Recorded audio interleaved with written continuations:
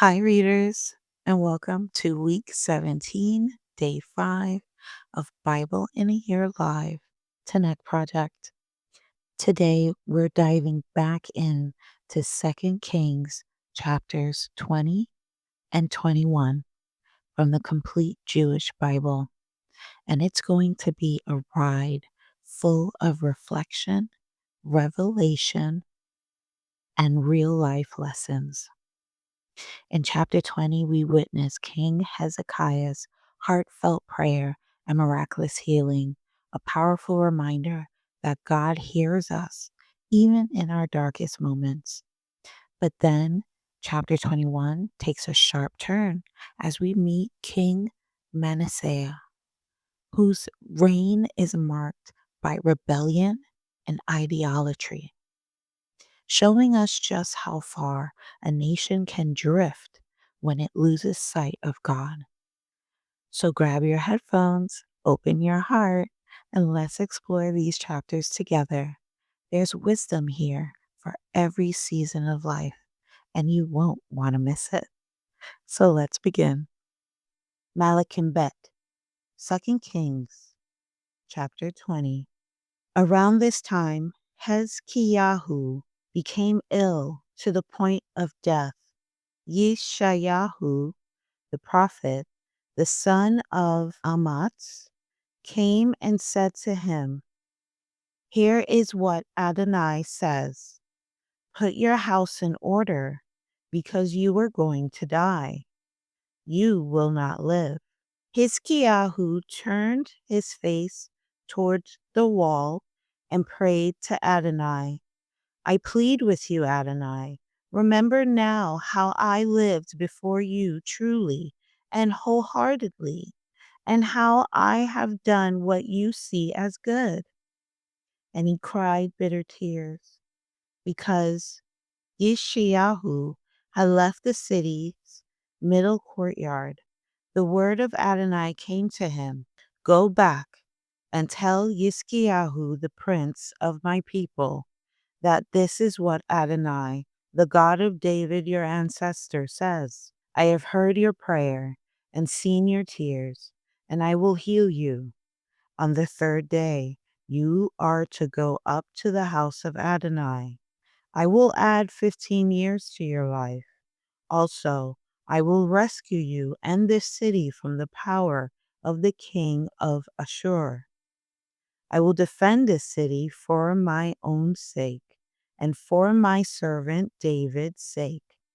Then Yeshayahu said, "Prepare a fig plaster." They brought it and laid it on the inflammation so that he would recover. Yizkiyahu said to Yeshayahu, "What sign will there be that Adonai will heal me, and that I will be able to go up to the house of Adonai on the third day?" Yeshayahu said, "Here is the sign for you from Adonai, that Adonai will do what he said.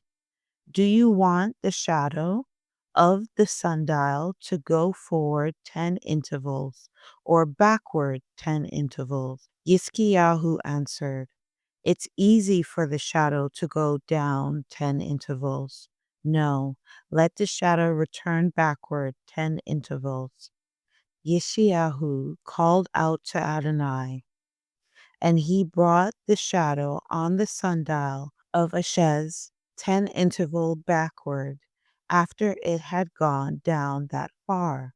Radak Baal-Haddan, the son of Baal-Haddan, king of Babel, heard that Yizkiyahu had been ill. So he sent a letter and a gift to him. Yizkiyahu listened to the messengers and showed them the building where he kept his treasures, including the silver, gold, spices, and precious oils. Also the building where he kept his armor and everything in his treasury. There was nothing in his palace or in his entire domain that Yizkiyahu did not show them. Then Yeshayahu, the prophet, came to King Hiskiyahu and asked them, "What did these men say? Where did they come from?"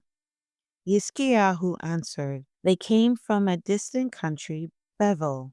Yeshayahu asked, "What have they seen in your palace?" "They have seen everything in my palace," said Hiskiyahu. "There isn't a thing among my treasures that I have not shown them." Yeshayahu said to Hiskiyahu, "Hear what Adonai says.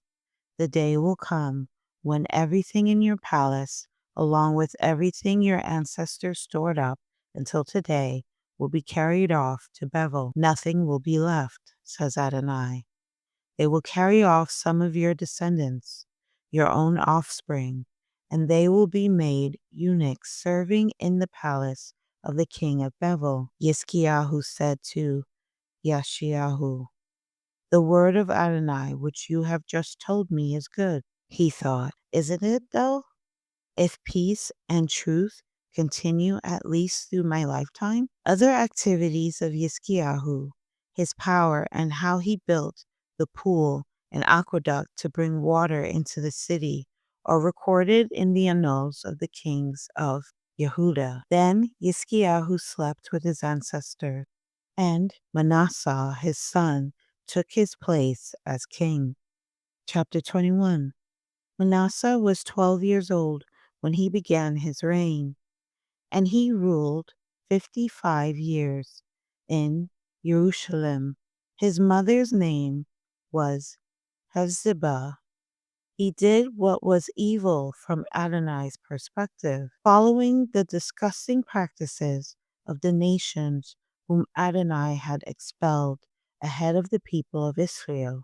For he rebuilt the high places Yizkiyahu his father had destroyed. He erected altars for Baal and made an Asherah, as had Achav king of Israel. And he worshipped all the army of heaven and served them. He erected altars in the house of Adonai, about which Adonai had said, "In Jerusalem I will put my name." He erected altars for all the army of heaven in the two courtyards of the house of Adonai. He made his son pass through the fire as a sacrifice. He practiced soothsaying and divination and appointed mediums and persons who used spirit guides.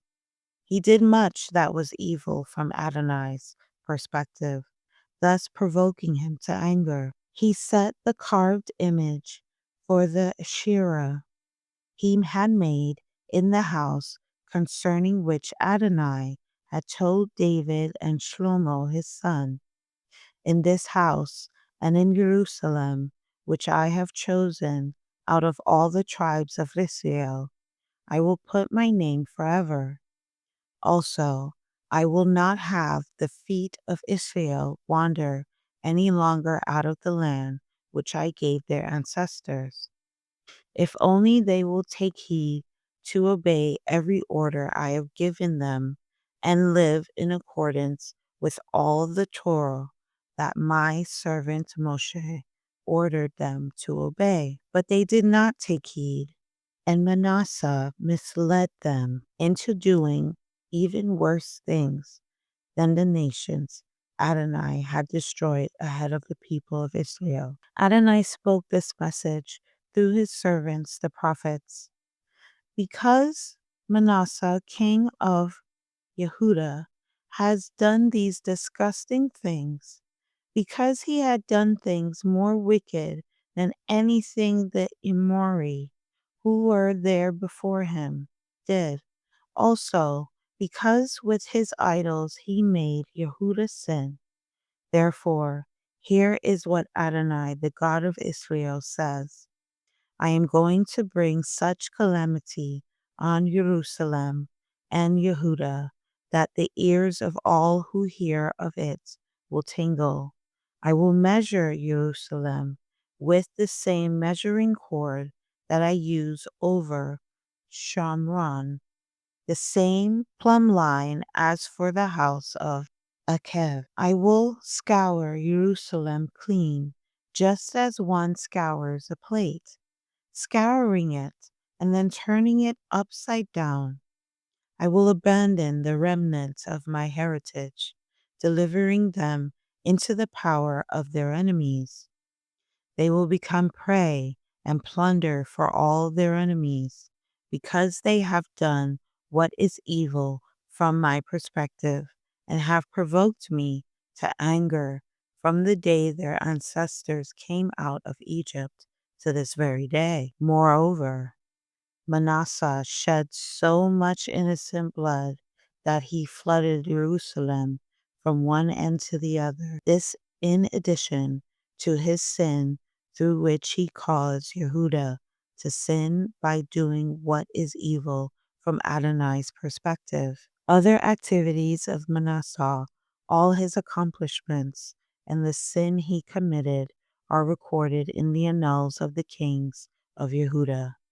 Then Manasseh slept with his ancestors and was buried in the garden of his own house, the garden of Uzzah. And Amon, his son, took his place as king. Amon was 22 years old when he began his reign, and he ruled for 2 years in Jerusalem. His mother's name was Meshulamet, the daughter of Harutz from Yatva. He did what was evil from Adonai's perspective, as had Manasseh his father. He followed entirely the manner of life of his father, serving the idols that his father served and worshiping them. He abandoned Adonai, the God of his ancestors, and did not live in Adonai's way. Amon's servants conspired against him and put the king to death in his own palace. But the people of the land put to death all those who had been a part of the conspiracy against King Amon. Then the people of the land made Yoshiahu, his son, king in place of him. Other activities of Amon and all he accomplished are recorded in the annals of the kings of Yehuda. Amon was buried in his tomb in the garden of Uzzah, and Yoshiahu, his son, took his place as king. Here ends the reading for today. Amen. I want to thank you for joining me for our reading of 2 Kings chapters 20 and 21. We saw Hezekiah's heartfelt plea and God's gracious extension of life, a beautiful reminder that prayer truly moves the heart of heaven. And then we face the sobering legacy of Manasseh, whose choices led the nation astray, showing us how leadership and faithfulness ripple far beyond ourselves. As we close out today's reading, let's reflect on this. Our lives are stories in progress, and every decision, big or small, can be a turning point, whether we're in a season of healing or wrestling with hard truths. God is present, patient, and always calling us back to Him. Thank you for tuning in and walking through the Word with me. Remember, you can find all things Bible into your life by visiting our website at Biayl.Project.com. Keep your heart open, your spirit anchored, and I'll see you next time as we continue this incredible journey through the Bible together. Blessings.